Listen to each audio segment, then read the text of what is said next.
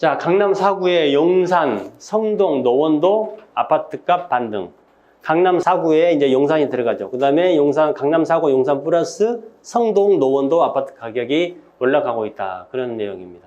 서울 전체는 하락폭이 5주 연속 줄어들었다. 반면에 강남 3구하고 용산, 노원구 같은 경우는 동작구까지도 가격이 지금 이제 올라가는 그런 추세라고 그런 내용입니다. 지역도 다 나오는데 아까 말한 강남 3구하고 요 지역들 빼고는 앞에 이제 다른 데 같은 경우 강서구라든지 그런 데는 마이너스가 아직도 있죠. 구로라든지 여기는 아직도 마이너스가 좀 있습니다.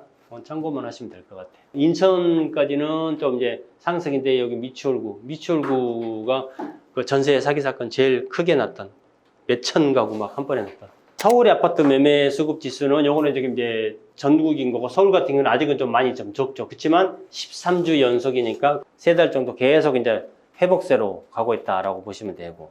그다음에 아까도 말씀드렸던 강남 3구하고 용산 이런 지역에서 가격이 조금 더 점점 올라가고 있다. 그다음에 이제 소형 평수가 많다는 노도강 81.5에서 82.6으로 점점 올라가고 있는 거. 또 이것도 비슷한 거죠. 관리비 2배 올려달래요. 자, 전월세 상한제, 임대차 3법 있죠. 전월세 상한제, 그 다음에 계약갱신 청구권, 그 다음에 아직 시행 안 하고 있는 전월세 신고제. 거기서 5%가 나온 얘기잖아요. 이 5%는 임대차 3법에서 5% 나온 게 아니고 우리 민법에 5%로 규정이 돼 있어요. 민법에. 그걸 따라간 겁니다. 그게 이제 한 번에 5% 이상 못 올리는 거. 거래신고제를 도입한다고 그러니까 50만 원 월세 외에 관리비를 10만 원이나 지금 내라고 하는 거. 요거 이제 관리비는 이런 단독 건물 같은 경우에는 관리비 규정이 없잖아요. 집주인 마음이잖아요. 그래서 집주인하고 10만 원 달라고 하는 거를 잘 합의를 해가지고 8만 원만 내기로 했다고 하는데 뭐 이게 이제 왜 단독 건물들 매물 접수 받아보잖아요. 그러면 사는 사람들은 이게 매매가가 20억이에요.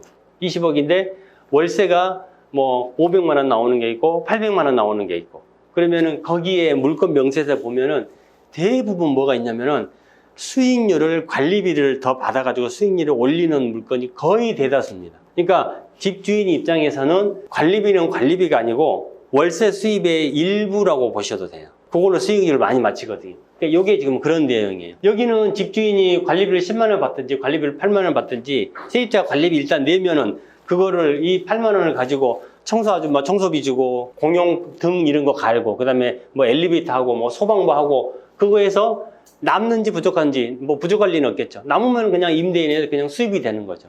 그거를 처음에 계약할 때 8만 원, 10만 원 이렇게 책정을 하기 때문에 관리비가 비싸면 안 들어가면 되는데 일단 들어가 난다 그러면은 8만 원에 계약을 했으면 8만 원씩 계속 내게 되는 거죠.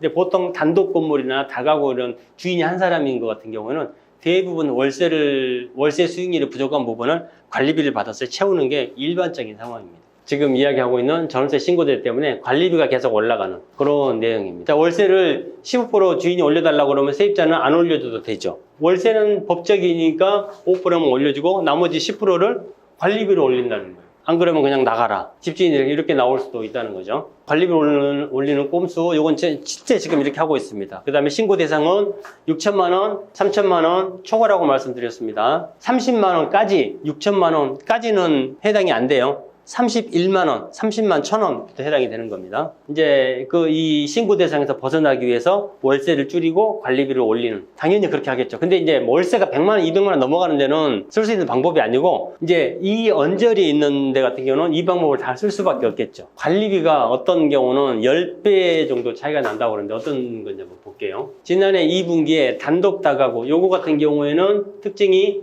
주인이 한 사람이라는 거죠. 자기가 살고 있는 자가 같은 경우에는 해배당 36원, 그건 평당 한 100원 좀 넘는 관리비가 되겠죠. 근데 자기는 이렇게 관리비를 부담하면서, 근데 자기는 관리비 거의 안 되는 거하고 똑같아요. 근데 같은 건물에 살고 있는 세입자 같은 경우에는 390원, 주인은 36원. 이렇게 계산하니까 10배 차이가 나는 거죠. 같은 건물에서. 집주인이 자기한테 관리비 자기가 10만 원 안 내잖아요. 세입자들한테만 받아서 자기가 관리를 하는 거니까. 그렇게 해서 세입자들 같은 경우는 제곱미터당 390원씩 내는데 집주인 같은 경우는 36원씩만 내니까 이렇게 해서 10배 차이가 난다. 이런 내용입니다. 그 다음에 이제 다세대는 집주인이 말 그대로 다 틀리는 거죠. 다 가구는 주인이 한 명, 다세대는 세대 수만큼 주인이 있는 거. 여기도 2배 정도 차이가 난다는 겁니다. 임차하고 자가하고 이렇게. 자, 이 문제를 자, 정부에서도 다 지금 이제 알고는 있어요. 알고 있는데 개개인 하나하나까지 다 참여는 못 하겠죠. 그래서 지금 아까 100가구 이상 같은 경우는 관리비 내역을 공개해야 되는데 요거를 지금 50가구 여기 있죠.